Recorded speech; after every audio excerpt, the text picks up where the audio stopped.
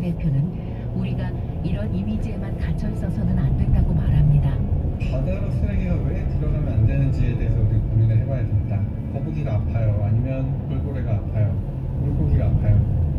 이게 아니라 바다는 기후변화의 키를 잡고 있어요. 이 지구의 열평형을 위해서는 바다가 그 역할을 제대로 해주어야 하는데 인간은 바다에 넓은 플라스틱 코팅을 하고 있습니다. 플라스틱이 들어가면 들어갈수록 바다는 원래의 역할을 못하게 될 거고요. 그러면 그 원래 역할 중에 가장 컸었던 열평형을 이루지 못하게 될 거예요. 다시 지구가 그나마 열평형 그리고 우리가 이해할 수 있을 정도의 기상을 기대를 하려면 우리는 바다가 정상적으로 작동할 수 있도록 도와야 합니다.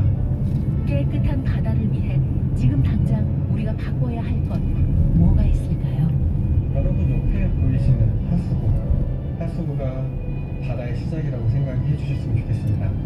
거기로 들어가는 담배꽁초 하나, 비닐 하나 이런 것들은 전부 다 바다로 들어가게 되거든요. 그래서 나의 바다는 멀리 있지 않다. 우리 집 바로 옆에 지금 내가 보고 있는 하수구가 나의 바다다라고 생각하시고 거기에 쓰레기가 들어가는 것들만 좀 막아주셔도 바다는 훨씬 더 깨끗해지지 않을까 합니다.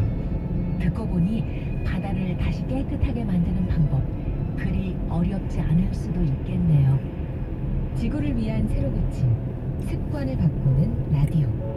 이 프로그램은 환경부가 약 함께합니다. 600m 앞 신호 위반 및 시속 30km 단속 구간입니다. KBS 58분 날씨. 오수란 절기 이름을 보면 봄이 성큼 다가왔다는 의미를 포함하고 있는데요. 오수란 절기명과는 달리 오늘 매우 추운 날씨 이어지고 있습니다. 한겨울 무색해할 만큼 추웠는데 오늘 아침 절정을 이뤘고요. 내일 아침에는 기온이 다소 올라 추위가 오늘보다는 약하겠습니다. 다만 중부지방은 영하 5도 안팎, 낮은 곳은 영하 10도 안팎까지 떨어져 아침에는 춥겠습니다. 낮에는 남서풍이 유입돼 기온이 큰 폭으로 오릅니다. 따라서 내일 낮엔 추위가 누그러지겠고요. 다시 10도 안팎의 봄 날씨로 되돌아가겠습니다. 일교차가 상당히 크겠습니다. 건강 관리에 유의하셔야겠습니다. 내일은 대체로 맑은 가운데 수도권과 영서 지역을 중심으로 오후부터 구름이 많이 끼겠습니다. 오늘까지 눈 내리는 지역에서는 쌓인 눈이 얼면서 도로가 미끄러운 곳이 많으니까 교통안전에 유의하셔야겠고요. 강원 산지와 동해안, 경상권 해안은 모레까지 강풍이 이어지겠습니다. 그 밖의 지역도 모레까지는 바람 강하겠습니다. 내일 아침 최저 기온은 서울 영하 5도, 철원과 대구 안녕 영하 11도, 광주 영하 3도 등 영하 11도에서 영도의 분포가 되겠습니다. 낮 기온은 서울 9도, 대구 13도 등 7도에서 13도의 분포입니다. 대부분 해상에 풍랑특보 발효 중입니다. 지금 서울의 기온은 영하 2도, 습도는 36%입니다. 강혜종입니다.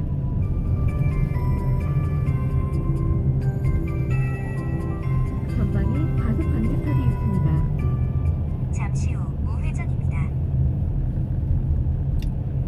정성을 다하는 잠시 후 국민의 방송 과속 KBS가 방지턱이 있습니다. 7시를 약 알려드립니다. 600m 앞 신호 위반 AM 및 시속 711kHz, 50km 단속 FM 구간입니다. 97.3MHz, KBS 1라디오입니다.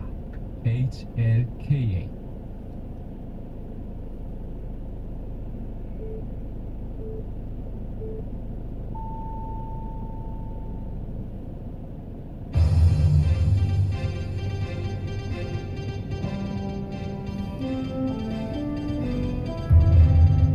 저녁 종합 뉴스. 오늘 0시 기준 코로나19 신규 확진자가 621명으로 이틀 연속 600명대를 기록했습니다. 정부는 사회적 거리두기 단계 간소화 방안을 검토하고 있습니다. 코로나19로 자영업이 큰 타격을 입으면서 가구당 사업소득이 통계 작성 이래 가장 큰 폭으로 떨어졌습니다. 사의 표명을 고수하고 있는 신현수 청와대 민정수석이 이틀 동안 휴가를 냈습니다. 청와대 고위관계자는 신수석이 숙고하고 복귀하길 바란다고 말했습니다. 서울대제구와 세월고에 대한 자사고 지정 취소 처분이 위법해 취소해야 한다는 판결이 나왔습니다. 이상 이 시간 주요 뉴스입니다. 오늘 코로나19 신규 확진자가 어제에 이어 이틀 연속 600명대를 기록했습니다. 정부는 최근 집단 감염이 잇따르는 만큼 선제적으로 집중 점검을 실시하기로 했습니다. 신선민 기자가 보도합니다. 질병관리청 중앙방역대책본부가 집계한 오늘 0시 기준 코로나19 신규 확진자는 621명. 어제 확진자 수가 증가세로 돌아선 이후 이틀 연속 600명대를 기록하고 있습니다.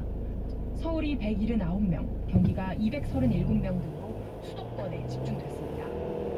정부는 최근 확산세는 병원, 약 요양시설과 400m 사업장 앞 등의 크고 작은 50km 집단 신호 감염 위반 과속 때문이라고 단속 구간입니다. 특히 대규모 사업장의 경우 올해 들어 52곳에서 집단 감염이 발생해 모두 1,300여 명이 확진됐는데 밀폐, 밀집, 밀접 등 3밀 작업 환경과 마스크 미착용, 외국인 공동 기숙 생활이 대규모 감염의 원인으로 분석됩니다. 이에 따라 정부는 사업장들을 대상으로 방역수칙 여부에 대한 집중 점검을 실시하겠다고 밝혔습니다. 이런 가운데 정부는 거리두기 체계 개편을 검토 중입니다. 아직 구체적인 방안이 나오진 않았지만 현행 5단계를 더 간소화하는 방향입니다. 단계별 대국민 행동 메시지를 더 명확히 할 필요가 있다는 판단에 따른 겁니다. 다중이용시설 등에 대한 일률적인 집합금지도 최소화하는데 대신 인원 제한 등으로 밀집도 조정을 추진하기로 했습니다. 한편 지난 설 연휴 가족 모임과 관련한 집단 감염 사례는 현재까지 5건으로 확인됐습니다. 방역당국은 설 연휴 이동과 모임을 통한 확산의 여파가 얼마나 나타날지 계속 예의주시하고 있습니다. KBS 뉴스 신선민입니다. 코로나19로 자영업이 큰 타격을 입으면서 가구당 사업 소득이 통계 작성 이래 가장 큰 폭으로 떨어졌습니다. 이승훈 기자가 보도합니다. 지난해 4분기 가구당 월 평균 소득은 516만 원으로 1년 전 같은 기간에 비해 1.8% 증가했습니다.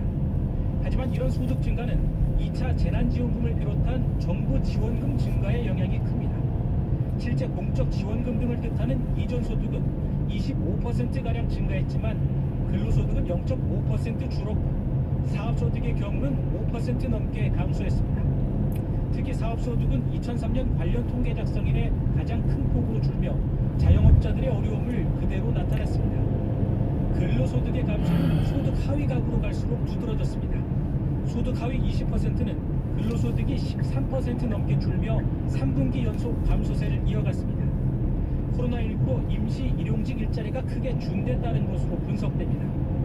이 때문에 상하이 소득 격차를 뜻하는 균등화 5분위 비율은 4.72배로 1년 전보다 0.08포인트 더 악화됐습니다. 코로나19로 가계 지출 규모도 축소됐습니다. 대면 소비가 위축되면서 전체 소득이 증가했음에도 불구하고 가구당 월 평균 지출액은 0.1% 감소했습니다. 특히 처분 가능한 소득 대비 소비 지출을 뜻하는 평균 소비 성향은 69.6%로 4분기 기준으로 역대 최저치를 기록했습니다. KBS 뉴스 이승훈입니다. 어제 사의 표명이 공식화된 신현수 청와대 민정수석이 휴가를 내고 주말까지 숙고에 들어갔습니다. 청와대는 신 수석의 사의 처리를 기대한다고 밝혔지만 후임자 물색을 해야 하는 상황을 배제할 수 없는 상황입니다. 정청화 기자의 보도입니다. 신현수 수석은 오늘 출근하자마자 휴가원을 냈습니다. 형식적으로는 내일까지 이틀 휴가지만 주말까지 생각을 정리하겠다는 뜻으로 읽힙니다. 청와대 고위 관계자는 신 수석이 다음 주 월요일 출근 예정이다. 충분히 숙고하고 본래의 모습으로 복귀했으면 하는 바람이라고 말했습니다. 조기 사퇴 수습과 신 수석의 심경 변화를 바라는 메시지로 보입니다. 청와대 관계자들은 전현직 민정수석 4명 모두 국정 운영에 부담이 된 상황에 극도로 언급을 삼가고 있습니다. 자녀 입시 비리 의혹이 불거졌던 조국 수석에 이어 김조원 전 수석은 강남 2주택 보유 논란으로 부동산 정책 불신을 키웠습니다. 뒤를 이은 김종호 전 수석은 윤석열 검찰총장 징계 추진 과정에서의 혼란에 책임을 지겠다며 4개월 만에 물러났습니다. 그리고 불거진 신수석발 검찰 인사파동. 갈등 상대방인 법무장관은 안타깝다는 입장을 처음 밝혔습니다. 또 함께 대통령을 계속 보좌하길 바란다며 따로 만날 용의가 있다고도 했습니다. 국민의힘은 대통령 최측근의 반란으로 규정하고 26일로 예정된 국회 운영위 업무보고에 신수석의 출석을 요구할 예정입니다. 이런 가운데 신수석의 거취는 다음 주 초 휴가에서 복귀한 뒤 최종 결정될 것으로 보입니다. 국정 5년차 초반 참모 사입파동에 봉착한 대통령으로선 후임자 물색도 염두에 둘 수밖에 없는 상황입니다. KBS 뉴스 정청화입니다. 위안부와 강제징용 문제 등으로 어려움을 겪고 있는 한일 관계와 관련해 정의용 외교부 장관이 한일 간의 문제는 필요하면 미국의 도움을 받을 수도 있다고 본다고 말했습니다. 정 장관은 오늘 국회 외교통일위원회에서 최근 블링컨 미 국무부 장관과도 통화했지만 한미일 삼각공조도 해나가면서 한일 간의 문제는 필요하다면 미국의 도움을 받을 수도 있다고 본다고 말했습니다. 더불어민주당 서울시장 경선 후보인 우상호 의원이 최근 SNS에 박원순 전 서울시장을 롤모델이라고 밝혀 2차 가해 논란이 일었죠. 정영애 여가부 장관이 우 의원의 발언을 2차 가해로 판단한다는 입장을 밝혔습니다. 개연우 기자의 보도입니다. 민주당 우상호 의원은 지난 10일 SNS를 통해 박원순 전 서울시장이 롤모델이었다며 정책을 개시하겠다고 말했습니다.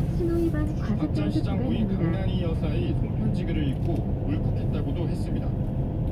같은 날 설도 다가오는데 슬픔에 잠긴 유가족을 위로하기 위해 썼다고도 말했습니다. 직후 2차 가해 논란이 일었습니다. 박 전 시장 성폭력 사건 피해자 측은 입장문을 통해 피해자와 그 가족에게는 가슴을 짓누르는 폭력이라고 고통을 호소했습니다. 이에 우 의원은 피해자의 상처가 된 건 죄송하다면서도 유가족을 위로하려 했던 취지라고 해명했습니다. 이 같은 우 의원의 2차 가해 논란이 국회에서 질의 대상이 됐습니다. 국민의힘 김민혜 의원은 2차 가해가 맞냐 물었고 정영애 여가부 장관은 피해자에게 2차 가해가 될 수 있는 상처를 줄 수 있는 언행은 누구라도 자제해야 된다고 생각한다 답했습니다. 정 장관은 우 의원도 2차 가해로 여겨질 수 있다는 걸 인지했던 것 같다며 즉답은 안 했는데 거듭된 질문에 우 의원 글을 2차 가해로 본다고 답했습니다. 김 의원이 피해자가 피해를 호소하는 글을 공개했는데 우 의원 글이 2차 가해가 맞냐 되물었고 정 장관은 그렇게 판단하는 것이 옳은 것 같다고 말했습니다. 정 장관은 또 박 전 시장 부인의 손편지가 공개된 것과 관련해 피해자에게 상처를 주는 언행은 사회 구성원 모두가 자제해야 한다고 밝혔습니다. KBS 뉴스 개연우입니다. 이명박 정부 당시 국정원의 불법 사찰을 놓고 피해자들이 자료의 전면 공개를 요구하고 나섰습니다. 정치권에서도 진실규명 목소리가 커지고 있습니다. 이화진 기자가 보도합니다. 지난 2011년 이명박 정부 당시 인천 남동구청장이었던 정의당 배준교 의원이 정보 공개 청구를 통해 받은 불법 사찰 기록을 공개했습니다.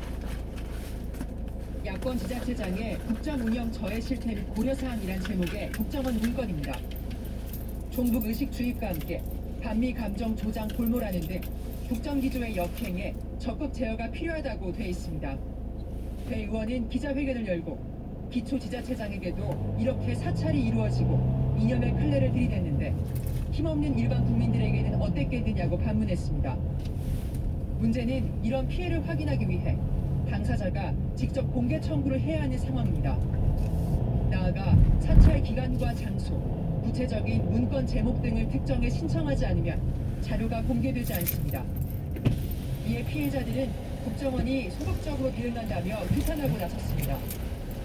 특별법 제정을 이유로 자료 공개를 미루고 있다면 국정원 내부의 감찰기관이라도 전무를 밝혀야 한다고 주장했습니다. 진상규명시민단체인 내놔라 내파일 광노현 대표는 특별법이 만들어지지 않으면 아예 밝힐 수 없다는 것, 조직보호 논리에 지나지 않고 정보 공개 의무를 연기하는 이야기에 지나지 않는다고 비판했습니다. 민주당은 정보위 의결을 통해 자료를 열람하는 등 국회가 할 수 있는 모든 수단을 동원해 진상을 규명하겠다고 밝혔습니다.